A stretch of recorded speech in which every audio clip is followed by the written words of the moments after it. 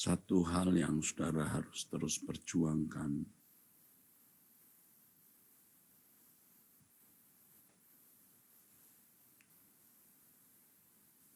adalah ketekunan.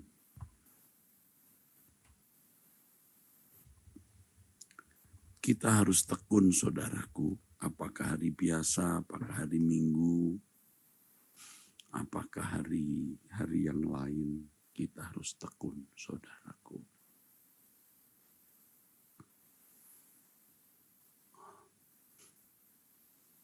Ketekunan dalam segala hal tentu yang positif untuk Allah Bapa kita.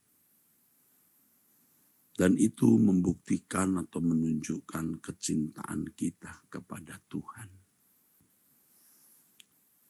Kalau hanya sesaat rajin berdoa, sesaat ikut puasa, sesaat rajin ke gereja, tetapi kemudian oleh karena satu dan lain hal tidak lagi melakukannya, itu bukanlah ketekunan.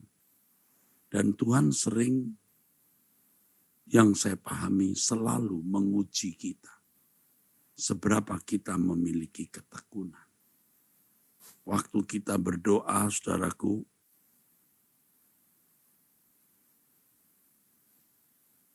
waktu kita berdoa, kita mau hidup suci, kita janji-janji mau hidup tidak bercacat, tidak bercela, kita berkomitmen untuk meninggalkan percintaan dunia. Tetapi setelah selesai berdoa, apakah kita memenuhi janji kita itu, komitmen kita, sumpah kita, nazar kita?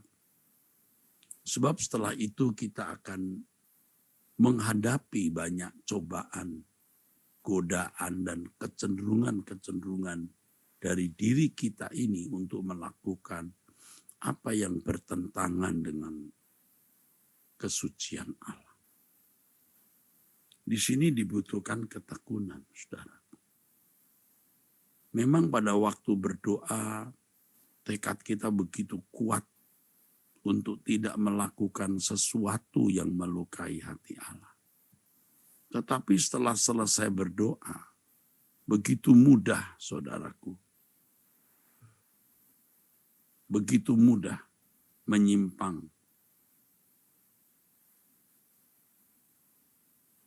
Begitu mudah. Maka kita harus tekun. Ketekunan itu kita bangun dari diri kita sendiri. Kita tidak boleh kendor. Jadi saudaraku sekalian, ketika Tuhan Yesus berkata, berjaga-jagalah kamu. Sebenarnya di situ Tuhan mau berkata, bertekunlah kamu. Jadi dalam segala keadaan, saudaraku, kita harus tetap teguh, tetap kuat.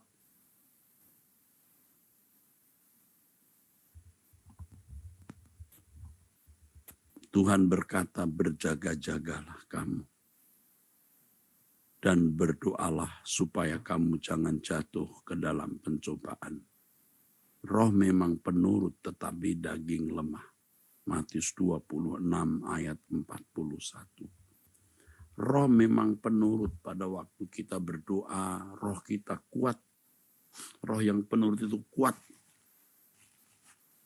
Yang mendorong kita mengucapkan janji, komitmen, sumpah, nazar.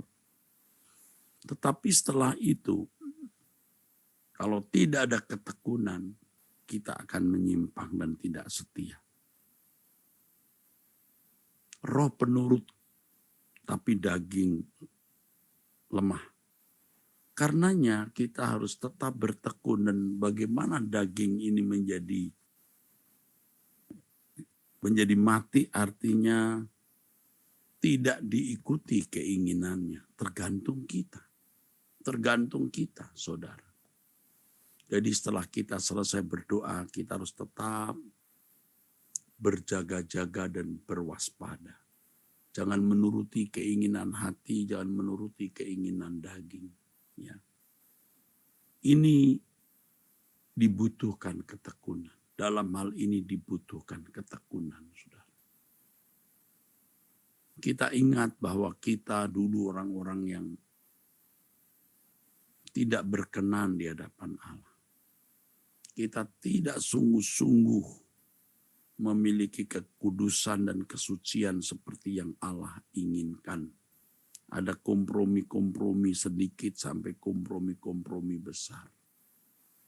Tetapi setelah kita terus bertumbuh dalam Tuhan, luar biasa. Kita menyadari, menghayati kesucian Allah. Dan kita berjuang untuk memiliki kesucian standar Allah ini atau sempurna seperti Bapa. Dan serupa dengan Yesus.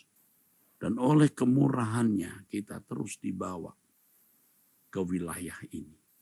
Kita harus terus maju, bertekad untuk maju menuju kemuliaan Allah.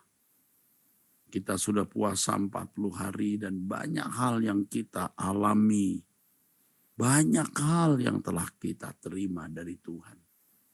Jangan setelah selesai puasa kita kendor, saudara. Walaupun kita tidak puasa seperti 40 hari kemarin, tetap kita menjaga mulut kita dari makan berlebihan. Tetap kita menjaga. Tetap kita mengatur hidup kita dengan baik. Terutama dalam menjaga mulut perkataan. Jangan kita ucapkan sesuatu yang tidak patut. Jangan menulis satu kalimat, satu kata pun yang Tuhan tidak kehendaki, saudaraku. Ya, di dalam gadget kita.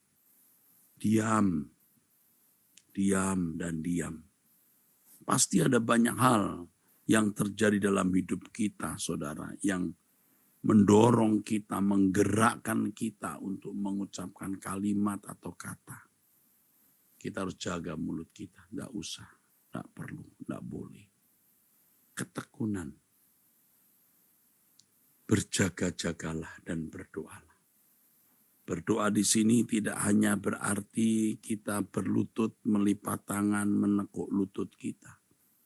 Berdoa di sini berarti sebuah dialog yang tidak berhenti dengan Allah.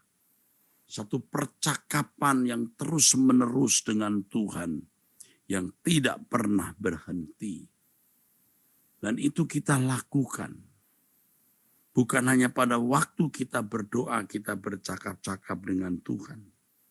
Tetapi sepanjang waktu kita, karena Roh Kudus yang mewakili Allah Bapa dan Tuhan kita Yesus Kristus ada di dalam diri kita. Kita bisa berdialog setiap saat dengan Dia. Dan itu bisa kita intensifkan. Saya sering, saudaraku, bukan sering ya, tiap hari di pembaringan sebelum tidur atau ketika berjaga tengah malam, saya terus menundukkan diri di hadapan Elohim Yahweh dengan sikap hati tunduk. Jangan memikirkan apa yang tidak perlu dan memang tidak boleh kita pikirkan. Jangan kita menyimpan kebencian, dendam, sakit hati. Jangan kita memikirkan hal-hal yang najis. Itu tergantung kita. Apakah kita memikirkan hal yang kudus atau najis? Apakah kita melepaskan pengampunan dan kasih atau dendam? Tergantung kita. Kita yang menguasai diri dan hidup kita. Saudaraku, ini pesan Tuhan bagi kita pada kesempatan ini. Ya, puji Tuhan. Mari saudara, angkat tanganmu, diberkatilah saudara dari Bapa di surga, dalam nama Tuhan Yesus Kristus turun atas saudara sekalian. Amin.